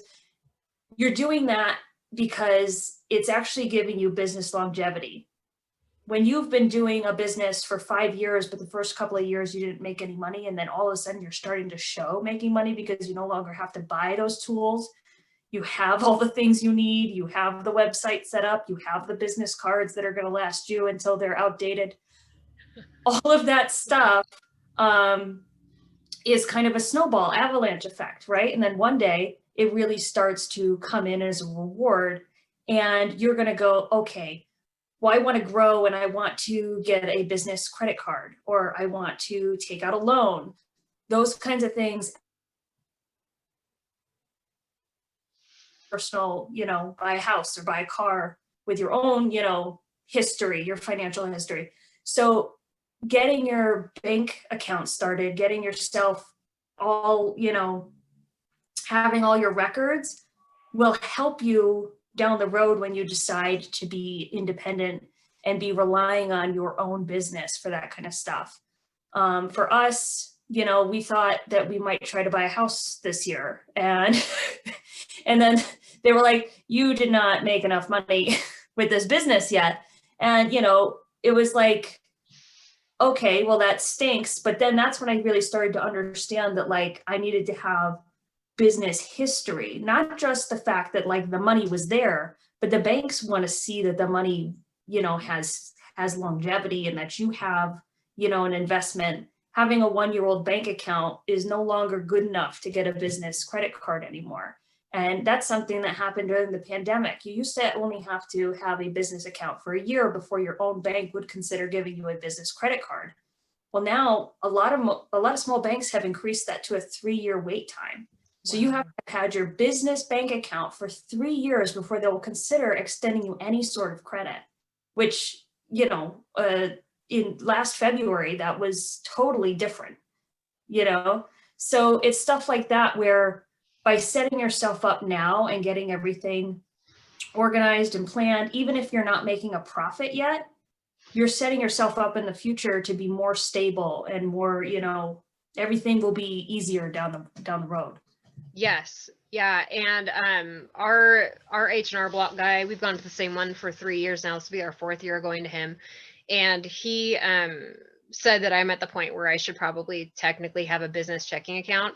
I've been super naughty, and I know that I have because I'm a sole proprietor. So someone was asking about the difference between LLC and all that. So we'll get into that too.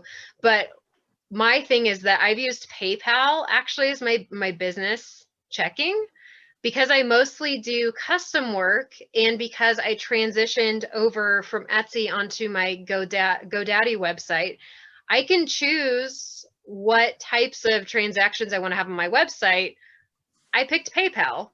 That way I'm funneling all of my business purchases are all going through PayPal. So my invoices that I'm sending out are going through PayPal, and then the online shop purchases are going through PayPal. That was really helpful because that meant at the end of the year, I had actual tangible amounts for my business income because they're all going through the same route. When you kind of have things split up between Venmo, Zelle, Etsy, Square, like all of these different things, keeping track of your income is really, really hard. And when you do want to take a loan out, you have to go and scramble to get like, 20 different sources to show. So the good thing about me doing the PayPal thing, it ended up being totally serendipitous that I just happened to do that. No one told me to do that. I just did it. Is that PayPal actually has pretty good loans set up for small business owners. And because I'd been funneling all of my business through them, between the invoices and the online shop, they had a really good handle on what my actual sales were. And I was able to sign up for a PayPal working capital business loan. And it was brilliant. It's how I was able to buy a lot of the equipment that I got. It was how I was able to do my first real order of gold. And it's because they were able to see how much money I was pulling in. And the brilliant thing with working capital is that what they do is when you make a sale that comes back in, you'd already picked on a sliding scale like the percentage that you wanted to repay, like the rate you wanted to repay, which dictated how much money you could borrow in the beginning.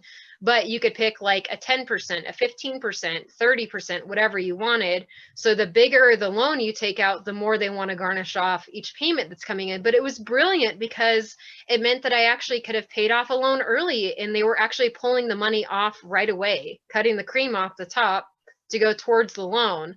It was one of the smartest things that I've ever done. I'm really glad that I did it. And the only reason I could do it is because I happened to funnel everything through PayPal. So they were able to see what my revenue was and had faith that I was going to keep having sales in order to repay it.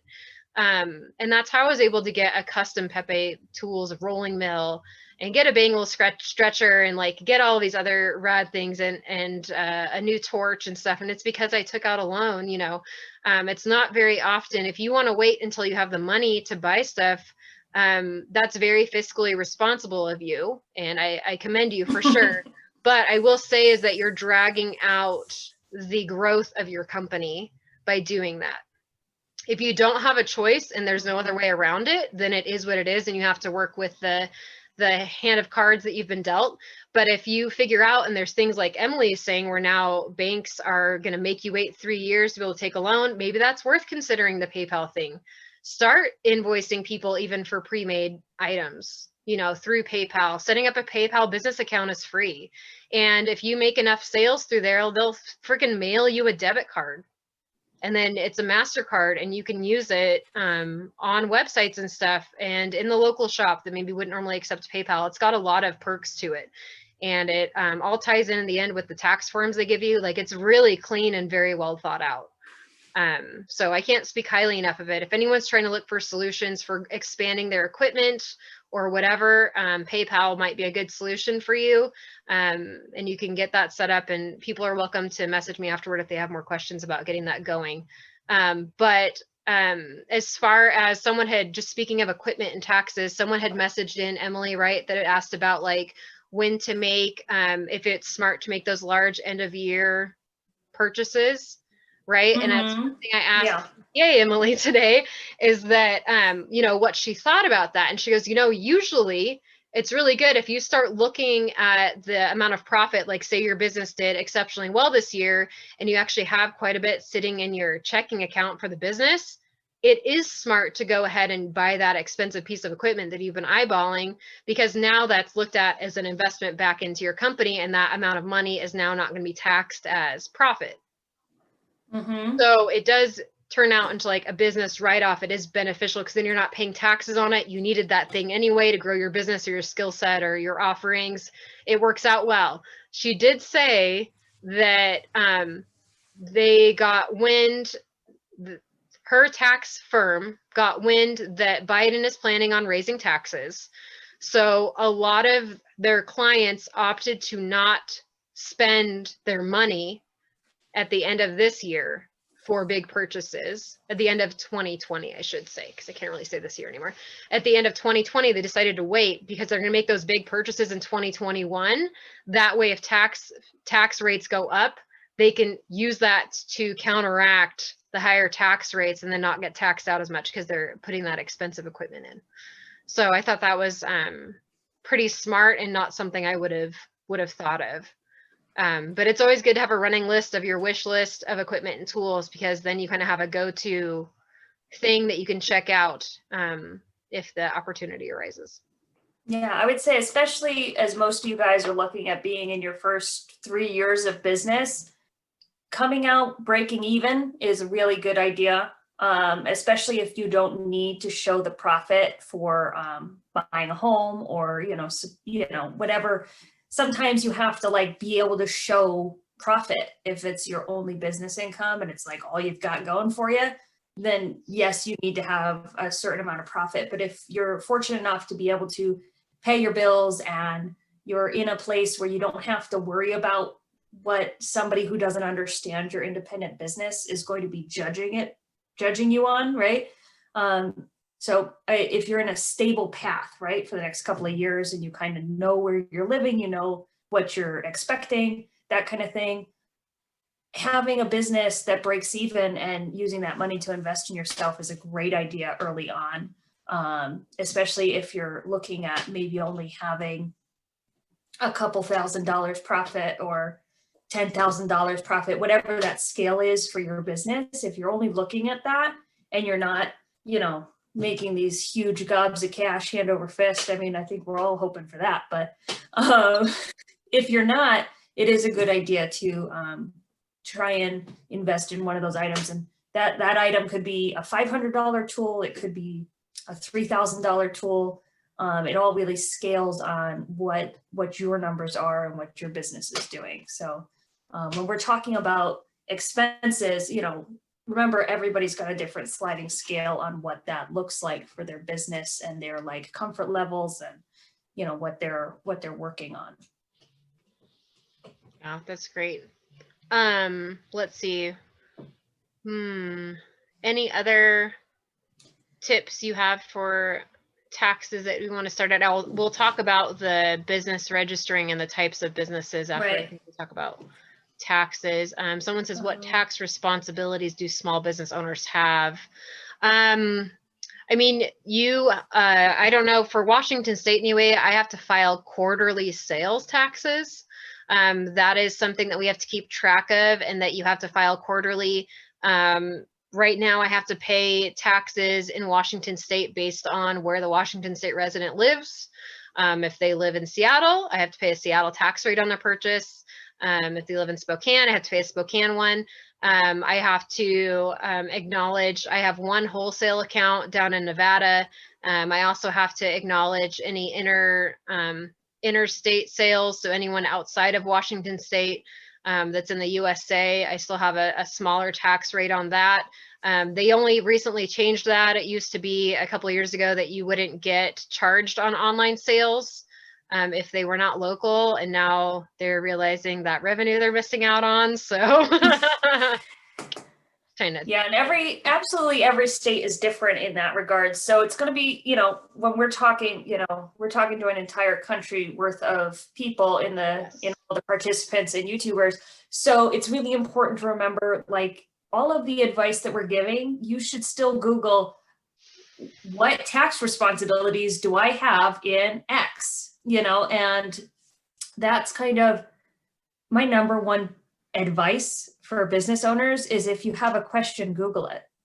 Yes. And Google it specifically until you've read 8 options of what that could possibly mean, especially when you're trying to figure these things out. It's like, if you're not going to pay a professional to answer this for you, get 30 different professionals to answer it for you on the internet. It's like one of the really crazy perks that we have kind of running our businesses in this generation, aside from online sales, and online marketing is that we have an entire encyclopedia of internet questions that other people have asked. You know, there's probably some person who lived in your town, who did your job, who's asking this question, you know, and that's like super hyper specific, but you get the idea. So, you know, for us, like, we don't have to do other states. I just have to worry about my state taxes. So when somebody's shopping outside of state but online, I don't have to do something. One of the perks of using a is that they're responsible for the taxes. So somebody like Etsy takes and remits state taxes for you. You don't ever have to deal with it. They take care of that. So you don't get the tax, but maybe your client had to pay it if they happen to be in a state where that's required. And I think a lot of the online programs that you can set up are starting to understand that that's something that can be programmed in. So it just knows if this sale happened between this state and that state, this thing has to happen, right? So using those marketplaces can be kind of helpful when you're getting started, because you don't have to think about, well, did I do this right? They're just this is how it's done. And specifically, if you're in the States, look up Department of Revenue for the specific state that you're in. And that website will be very informative. And they may even have a contact number. You might even literally be able to call and talk to someone and say, hey, I want to get a proper business license. This is what I do. What should I do? So they'll help you. There's actually... I am sometimes a little bit late on my quarterly filings, not much. I'm not proud of it, but life gets away from me sometimes. There's literally a guy at Washington State Department of Revenue that's been like assigned to me, and I have his cell phone number saved in my phone, and he's the nicest man on the planet. And he's been so helpful to be like, hey, Charity, just calling, like your quarterlies are due. What are you doing? I'm like, hey, how's it going? Yeah, I'm really confused. Like I had like this wholesale thing, and like he totally walked me through the form. So they're really nice. A lot of times they're willing to roll with you with it. And you just tell them like, yeah, I'm a new business owner. Like they're understanding. They want you to do it correctly. They want their money. Yeah, they want their money too. But yeah, I mean, you never know until you reach out. So don't be hesitant to even reach out to a proper office like Department of Revenue, DOR, if you need to. So yeah, you'll be pleasantly surprised. But so I guess the takeaway for the tax thing is keep your receipts, keep track, do something like QuickBooks. It's definitely worth it. Someone asked at what point you should start filing taxes. As soon as you start making money. Like if you've literally sold like $500 or $1,000 worth of jewelry in the last year, you should probably think about like getting a proper business license if you haven't done that yet. And, you'll have to Google and make sure that no one has your business name already. And then you have to check into your state and make sure there isn't a business in your state already with your name. There's a lot of that stuff to figure out. And then do other things like, is there a domain that's already been taken that has my business name that I want? You might be ending up having to rebrand. That's one bummer about not taking that official step of doing a business license to begin with, is that it could be that somebody else already has your business name. And then what do? You already have your Instagram handle and all this stuff, and like somebody else already has your business. So I recommend doing that sooner than later. If you haven't done a business license yet, you need to do that. And that ties into the next questions, which is about different types of business licenses. What the heck? Emily and I can't tell you what type of business license that you can do because that's going to be super specific to your situation and what you want for the future of your business, but we can tell you the differences between the different kinds of business licenses. Then maybe you can pick from there. Emily, are you guys an LLC? Or are you sole proprietor? Or what are you? Yeah, so we're an LLC. My husband and I both own the business. I don't know if anybody's planning on going into business with anybody else, but when we formed Emilly Marquis Designs LLC, we decided that it was going to be an LLC and that we actually split it 49-51 so that I am the majority owner. Even though we were engaged to be married and we were planning on going in this 50-50, we decided that primarily female-owned business would be helpful if we ever decided to go for a grant or work on something that was going to be considered. We decided that having me be the majority owner may help us down the road. So that's something that, you know, you can consider when you're deciding to go in with something.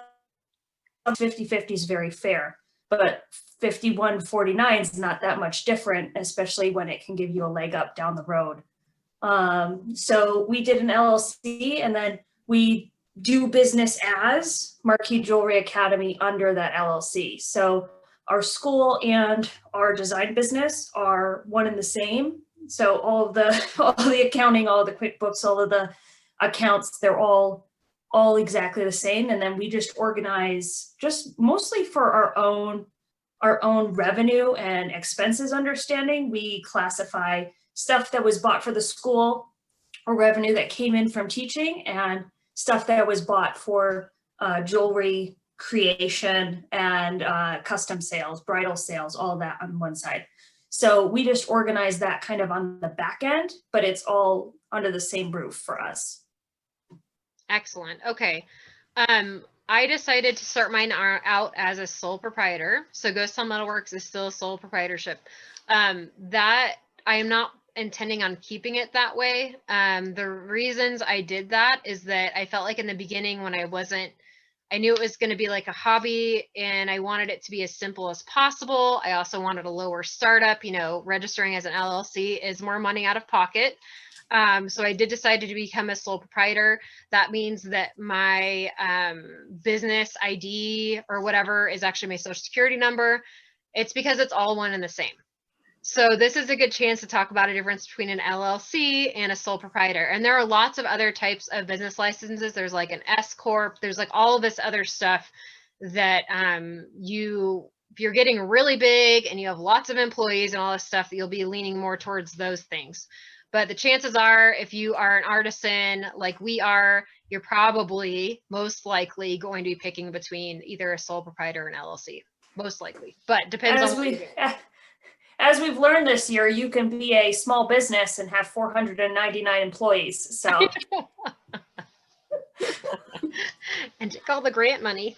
And that's why you have the micro businesses like us, right? I like that you started using that term. Emily kind of coined that. Yeah, micro businesses, you know, the 5 and under crowd. I love that. So this is the pros and the cons of sole proprietor. It's a little more clean in the beginning when you're kind of trying to, like, you don't really have the bandwidth to be like having to keep all this stuff separate. And it's pretty easy. It's lower cost for startup.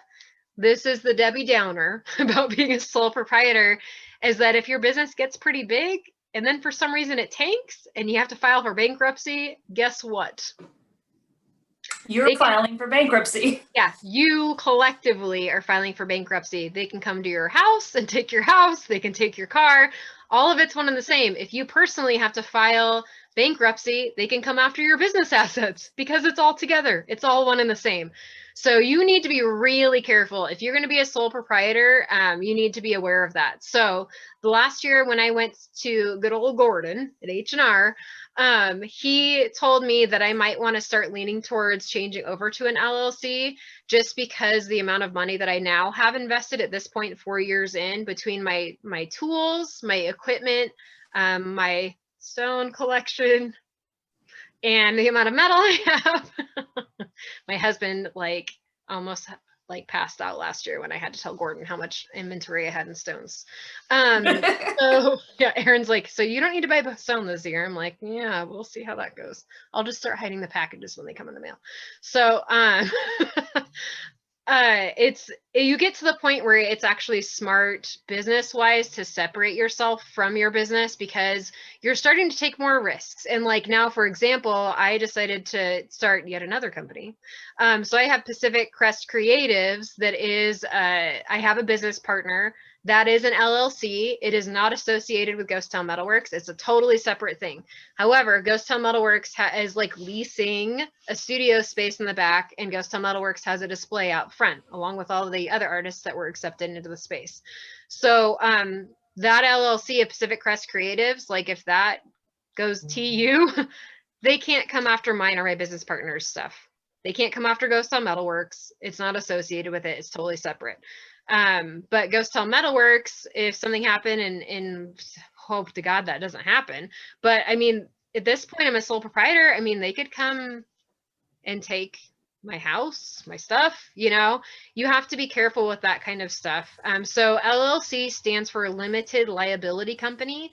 That means that you're paying extra money into it so that if things do go bad with the company, that they can't come after your personal assets. So depending on what you're doing and what your long-term game is, it is worth it. If you are going to be serious about your business and you want to put the money into it to grow it, an LLC is definitely a good way to do it. And then I'm also getting to the point where like I want to start teaching like beginners metalsmith classes. It's an important thing to be an LLC at that point and not be a sole proprietor. There just are a lot of risks that come with it. And so Emilly having an LLC makes so much sense, especially for them now having a school. That makes a lot of sense. And I also have another business. I just like to collect them all. Did I also tell you guys I'm a Beachbody coach? Don't tell anyone. It's kind of embarrassing. That's my fourth business. But I get my supplements cheaper, so don't give me a hard time about it, okay? But I have Heavy on the Metal is my third business, but that's under the umbrella of Ghost Town Metalworks. So that is also sole proprietorship. It's under the same business name and all that. But the thing is that if I'm doing a clothing brand and all of that, you got to cover your butt for like lawsuits and stuff. I mean, you just never know. I'm gonna be doing workwear for Metalsmiths, making utility suits later if anyone's interested. But it's smart to roll that into an LLC. Like it just makes a lot of sense. My business is at the point where I need to change it to an LLC, and I'll probably be doing that this year. I called up my guy from the DOR that's saved in my cell phone, and we had a talk. And he said it's not hard to change from a sole proprietor to an LLC. He said it's not a big deal. Just some paperwork to fill out. So it's not like this huge undertaking. Don't be scared of it or intimidated by it. What other, do we have any other questions on here? I think we got like a pretty good handle on it. I will mention something I learned. So my first year that we had the business, I ran everything out of my bank account. Don't do that. Don't do that. Separate it into whatever, like a PayPal account or a big bank account with a local business or a big business. It's not difficult once you have your business license to get an account for that money. But what I did learn, which might be helpful for a lot of people who are riding this kind of hump, deciding, should I have a business license? How much do I have to do? Like, where am I?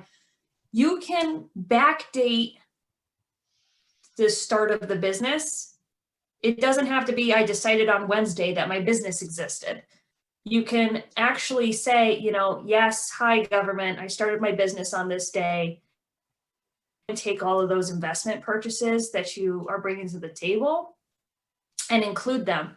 If you, as the business owner, take an item that you bought as an individual and bring it to the business, right? So just because you made an investment purchase before you were a business doesn't mean that now you can't have that write-off.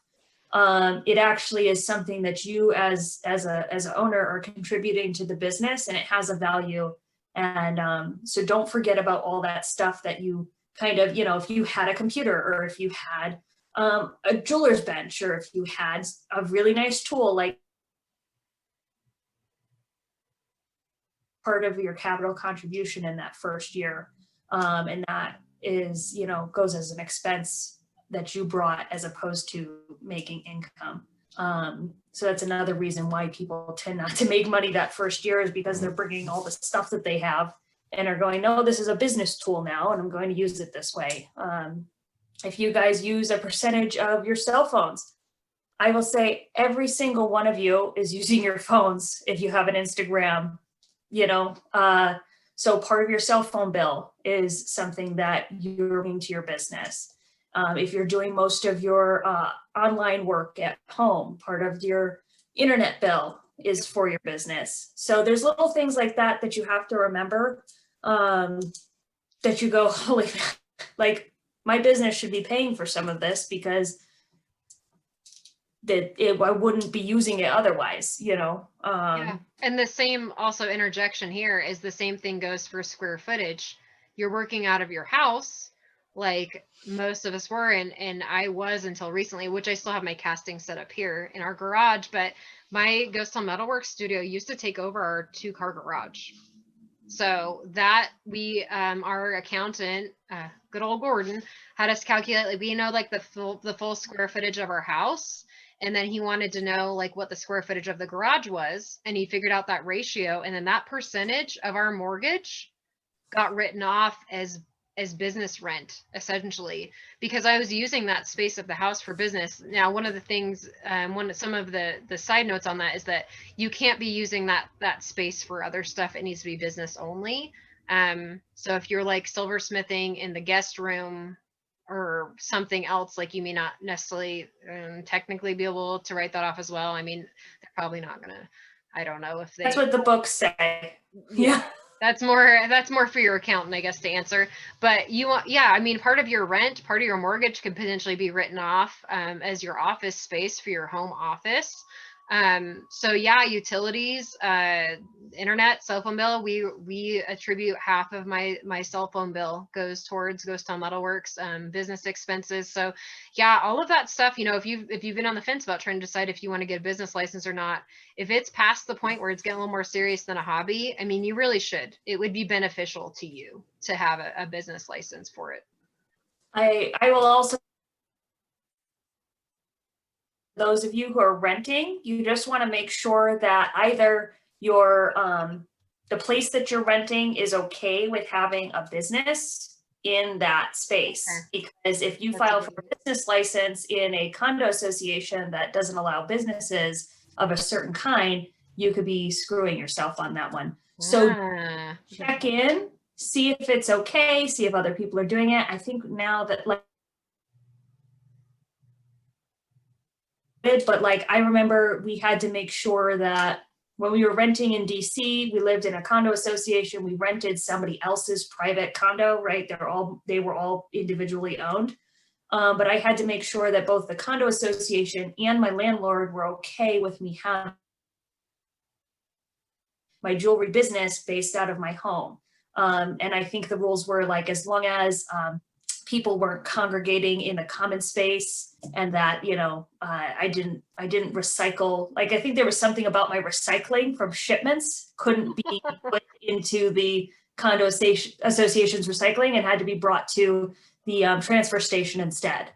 Like weird stuff like that. But if you are renting and you aren't a homeowner, you can still get a business license. You can run your business out of the place, but you just got to make sure you cross your T's and dot your I's. Yes. Yeah, that's really good. I wouldn't have thought of that. I guess now that I think about it, even with our mortgage, they had been asking when they knew that I had a business, they said, well, is it a storefront at your house? Like, do you have customers coming to your house, or is it just a workspace? And pretty much what it boiled down to is that they weren't comfortable with having a storefront at the house. We're not zoned for that kind of business. So, but to have my workshop here and be doing online sales was totally fine. They just wanted to make sure that I wasn't physically having customers coming over and being it run as a storefront and have like a sign out. This is like Ghost Town Metalworks, like at our house and everything, because our house isn't zoned for it. So yeah, I mean, there are things like that you need to consider with your individual living arrangement. So yeah, I'm really glad you brought that up. That's a really good point. And of course, there's like wiggle room, right? You know, what does the book say versus what's actually going to happen? If you end up, you know, post-pandemic having a custom client who's local, stop by your house for a design appointment, who's to say you're not having a cup of coffee with your friend, you know? Yeah, and you don't have like operating hours, right? Like posted operating. Yeah, I think it's about accountability, right? So, you know, do your best to be honest and follow the rules is always the advice, but also remember, like, you're a human being. If you're being respectful and you're doing your best and you're trying to, you know, make things work, but you happen to want have a client over, and don't piss off your neighbors while you're doing it. Yeah. Nobody's know, you know? Yeah. Don't book yourself out for 2 clients or 3 clients coming by every day, different clients, then you're going to get in trouble. Someone wrote in the chat here, where do we look for grants? I'm guessing Elizabeth asked that, and that's probably because you had mentioned women-owned business grants. I know someone here locally that has, I know, taken advantage of that. I'm not sure where they access that information. It was a national level or statewide level or as small as county, but in terms of grants, like if you were to be looking for a grant that was for female business owners, would you be looking like a national pandemic relief type of level, or what type of place would you be looking at? Yeah, I mean, I do know that the second round of pandemic relief loans, I just try it, like I heard it dyslexic, even though I think I said it right. I know that they're looking at minority owned businesses and tiny businesses first, and being a female makes you a minority owned business. So that's the kind of thing that when they're looking at putting out those loans, it's like one of the, 50% of us are somehow going to be have the foot in the door for that. Whereas, last time around, you had your big box businesses getting those loans. They're going to be prioritizing them a little bit differently this time around. When it comes to smaller grants, I really have not been able to crack that egg yet. They're really hard. Usually you have to have a grant writer, on your side, or be investing your whole life into trying to get this grant money, or else you're not going to be able to figure it out. But you can start researching it. Just type it in, like, describe what you're doing, type in grants, describe parts about yourself, type in grants, see what kind of comes up. And, the thing is usually you find out about grants about a week before they're due or a week after they're due. And it's too late, because usually you need to be figuring those out like 6 to 18 months ahead of time. You're not going to be getting money the moment you think you're going to get money because you applied for something. You got to be planning ahead of time, project-based or investment-based decisions. Yes. What I would recommend to everybody is consider your first year or your first year official getting someone to do your taxes for you in this spring. Work with somebody, pay somebody. It may cost a couple $100. It may cost, but they're going to help you understand everything that you're dealing with. They're going to walk you through unraveling the pile of receipts in your life. And if anything, they set you up for a better year next year. And if they happen to jive with you, you can consider working with them as a bookkeeper, where they can kind of keep you on track. I know this year we used a bookkeeper all year. She was amazing. She's stepping back from monthly bookkeeping, so we won't be able to use her next year. But I highly recommend it to anybody who's thinking about trying to get their ducks in a row. Hiring somebody on a monthly basis or an annual basis is very helpful. And then there's also worth mentioning, there's a couple of jeweler-oriented Instagrams for accounting and websites, and I think we can send you guys those out in a link. I don't want to mention them because I don't want to have them incorrectly, but we'll put the link in the video comments and we'll send it out in the email for you guys. Recommended jeweler-oriented accounting. Yeah, that would be great. That's wonderful. And some other tips, like even if you don't know what you're doing, like Michelle said, she said need someone to come from H&R Block to her house and hold her hand.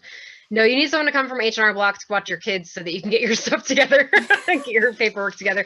But the thing is that the more organized you have it, the less time it will take to do your taxes and the less money it will cost you. If you come in there with all your crap mixed up in like 5 different file folders and drop it on their desk, your tab's going to be a lot more expensive than if you come in there with at least your types of receipts separated by paper clips, or if you went through and added up all of your utilities and made a nice little Excel sheet and printed it off so they could actually see like your business name or your name, cell phone bill, annual cell phone bill, internet bill, all of your utilities and like write-offs that you want, amount of tools that I purchased that were over $2,500, amount of tools I purchased around $2,500. I think that's how they have it split up right now for the most part. But if you can come in with that information for them, have your Etsy tax form printed off or your PayPal one or Square or whatever, have all of the documentation you need and try to have it as organized as possible. Your tax person may not flip through each one of those. Like if you brought all of your paperwork in of all of your purchases, they may not want to flip through all the purchases, but if you were able to go through and add up the different types of purchases and just have like a summary sheet, but bring in the paperwork with, they'll staple all that together. Even if you're e-filing, they'll still hand you like a hard copy file at the end. But it'll save you money. The more organized you have it, the better. And the other cool thing too, the H&R Block does, and I don't know about the other tax services out there, but if you do decide to go to a real person instead of figuring it out yourself on TurboTax or whatever, then they will actually allow you, if they calculate that you have a return coming back, like a refund, they'll actually let you pay them out of the refund. Then you're out of no pocket money that day. Like they'll just take it out of it, which is great because then you're not stuck paying them. I think last year between my business, our income taxes, and my husband also has a side business, like our tab to H&R Block was like $500 last year because it was just so complicated. And that's the most that it's been so far. Usually it's like 200, 250, but I had a lot more paperwork for Gordon to sort through, and I did not do as good of a job of organizing it. We paid for it in the end. So just try to have your stuff organized and consolidated the best you can. Type up Excel sheets if you can. It'll pay off for you in the end. So, well, does anyone else have any, let's see, any other questions? Ask a neighbor that has their own ranch who they use. Ask locals of small businesses. Yeah, Nicole's just recommending ask around your neighborhood, whoever, ask them who they take their taxes to, their accountants are, and you'll get the best recommendations. And you'll also be told which ones to stay away from. On the flip side, they'll be like, don't go to that one business. They'll fall asleep in the middle of your taxes and charge you for it. So you never know. But yeah, that's the best thing is to ask around local too. But so I guess we're wrapping this up. I think we did pretty dang good as far as like running through all this stuff. I feel like we did a good job. Good job. Yeah.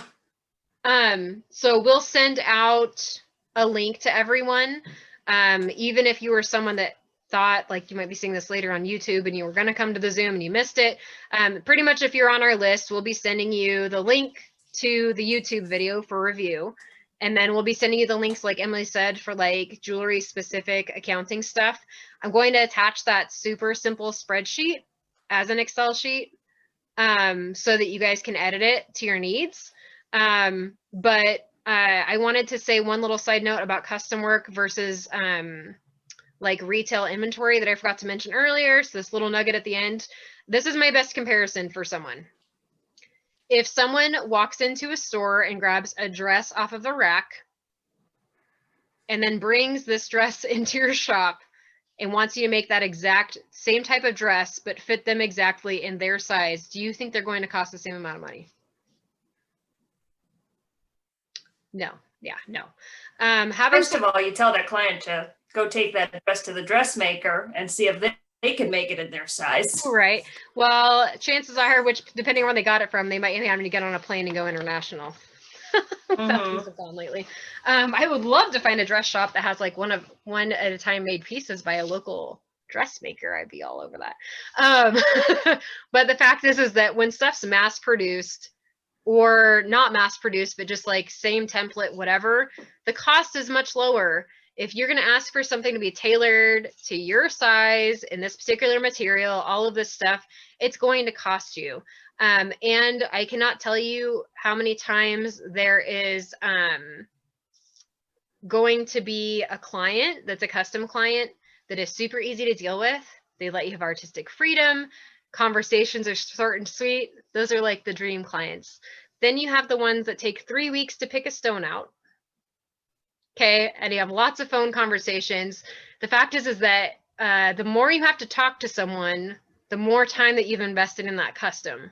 And when you're making stuff for inventory, you're not talking to anyone except yourself if you're having a crazy day, but you don't have to talk to anyone about planning it. You're just going to do what you want to do, and that's fine. You just cut out hours of communication. So make sure that when you're thinking about custom work that you're actually factoring in communication time. You're emailing back and forth or messaging on, you know, social media, sending stone pictures. I mean, doing research to figure out how much to even charge them. All of that stuff should factor into your pricing for your custom pieces. So make sure if people are asking for customs that you're not figuring out what you would just cost for you to make that ring in general. You need to think, what would it cost me to make this ring for this one person that no one else is going to have, or whatever. Make sure you work that into that. Michelle said, is there a list of worksheet of the kind of information I need? What do you mean a list of a worksheet? I think she's talking about like what she needs to have ready for tax accountants. Okay. That kind of stuff. That makes sense. Would that help you guys if we made kind of like a checklist for things for you guys to like keep track of for your taxes? We could always like attach that as a document too. Yeah, I think we could come up with something pretty helpful. Also, what I would say is if you don't know anybody in your area, like a small business, like, again, this is me. I'm always saying just Google it. I would Google your town name and like similar businesses, like Stonington Jeweler. I would Google Stonington Brewery, Stonington wedding dresses, right? Because those are the kinds of things that like I assume I know are in my town, and I would call them out and say, hey, I'm your neighbor. I am a local merchant. Who do you use for your accounting? Because you work with somebody local. See if they're local. And if not, move on to the next one. I mean, just because a place that is small or new to you, or you feel, you know, that you don't know the answers, usually the easiest thing is to just look it up and then pick up the phone and ask somebody. And more often than not, other small businesses are in the same situation that you're in. And if they weren't right this second, they were at some point before. And they're going to want to help you just the same way as we want to help you. And everybody here is hoping that, you know, at the end of the day, we're all small business owners and we're all just trying to be helpful. And if somebody answers and they're a jerk, don't shop with them later on in the year.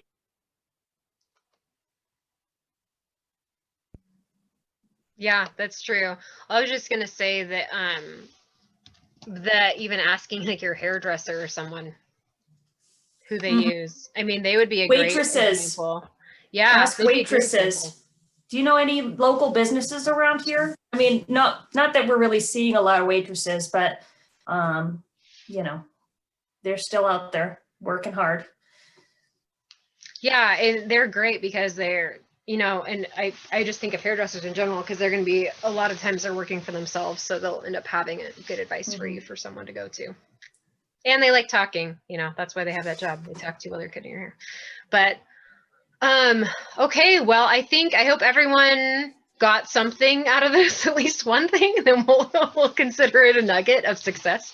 But I wanted to thank everyone so much for being here. Thank you, Emily, so much for all of your wisdom. That was super awesome, and what you brought to the table was super great. So I appreciate that. And then I appreciate everyone popping in. You guys have been so good in the chat with asking great questions. You were great asking questions in advance. So Emily and I will get a YouTube link over to you guys, and we'll get other helpful docs. We'll get like maybe a tax help checkoff list type of thing to get you reeling in the direction that you need and get you thinking about the kinds of you know, things that you should be hanging on to in terms of like receipts or utilities and stuff like that. And then recommendations for resources for getting your taxes done or your accounting done. So we appreciate you guys a lot. If you enjoyed this, let us know. I don't know, maybe we can end up making this kind of a cool thing in the future, because I feel like there's a huge need for this, obviously, for us to get almost 100 people together for this. in like just a couple of days notice without really like that much marketing necessarily just goes to show like people need it. Like we need help with this stuff, and it's not super simple. It's not like you can just look it up real easy. It's all complicated, and it depends on where you're at in your what I call Smith walk, you know, and where you're at in your business, where you live, how you live, what kind of place you live in, you know, and what level of business you're at, if you have more than one job. All of this stuff factors into it. So it's complicated. So thanks for hanging in there with us too, as I was battling internet problems in the beginning. That was freaking ridiculous. I was actually going to put on makeup and didn't have time for that either. So glad that my internet's a little bit grainy. Can't see.